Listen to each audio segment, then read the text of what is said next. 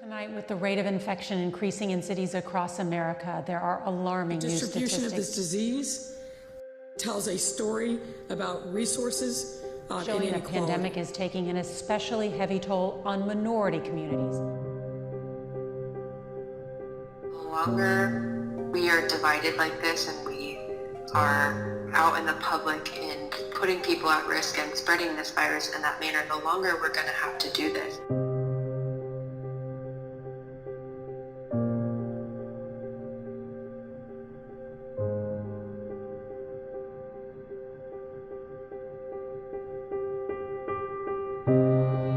COVID has impacted our organization in that we're not able to do the teaching that we normally would.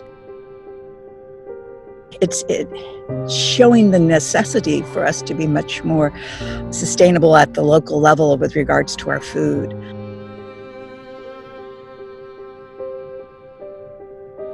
A lot of inequities in food access have been exposed due to COVID-19. I think people are trying to personally fill that gap by growing their own food at home.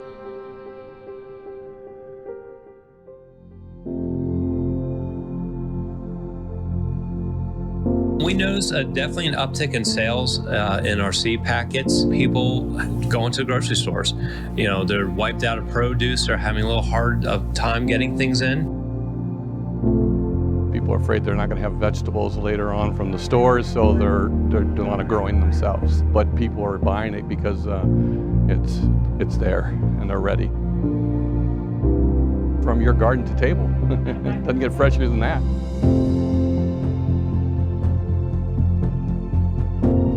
I'm Paula Sorolla, and I'm the Executive Director of Seeds to Plate.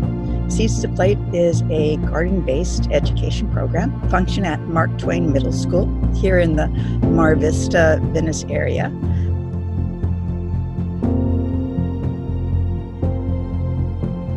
Our program is incorporated into all the aspects of the curriculum of the school.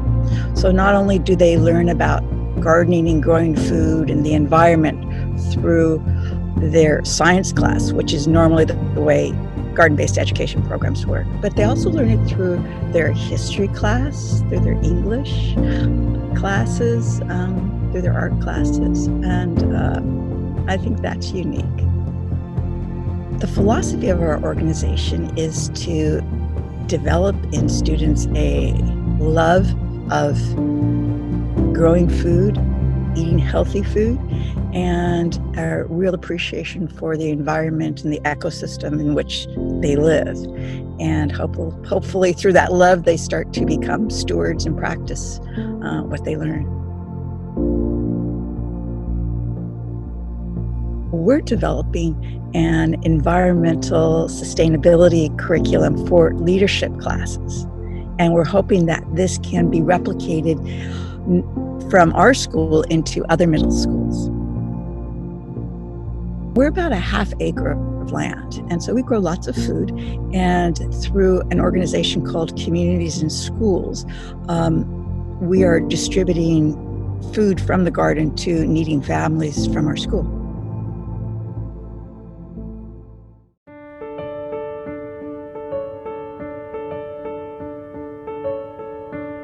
My name is Elaine, and I am the garden administrator for the JV Seminole HCI Community Garden, and I'm also the outreach coordinator for DIG, the Campus Garden Coalition at UCLA.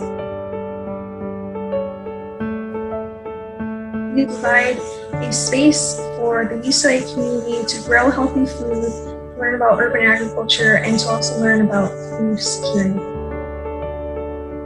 And we're trying to do more Instagram posts, more Facebook posts, more newsletters, and really provide people with gardening content that can help them, learn gardening skills virtually or stay connected to the gardening community virtually. We like to supplement what the CPO already provides with some healthy, fresh, organically grown food that is straight from campus. And so not only do we encourage plot holders to donate any extra produce that we have, but we also have some plots in our garden reserved specifically for donating to the CPO Food Closet. Another way that the Jane Summer HCI Community Garden is involved is we have plots that are specifically designated for academic purposes. So we have certain classes that come in and they use the garden as part of their curriculum. We are also part of the Basic Needs Committee at UCLA. Through this, we do some gardening programming and really highlight the role that the garden has in promoting food security.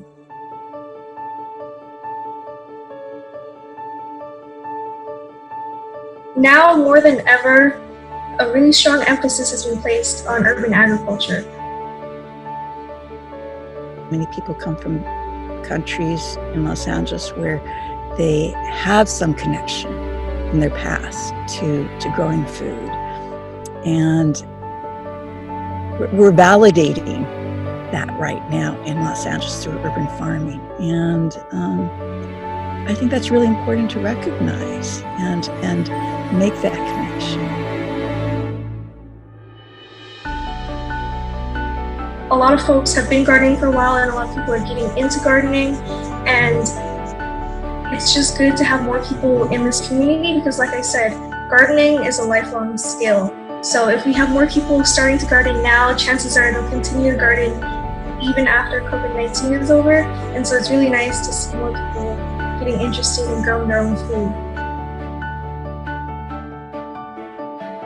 Our hopes for the organization is that we would really like to branch out into other middle schools in the Los Angeles area. We really see that there is this need for this kind of program to function at other schools.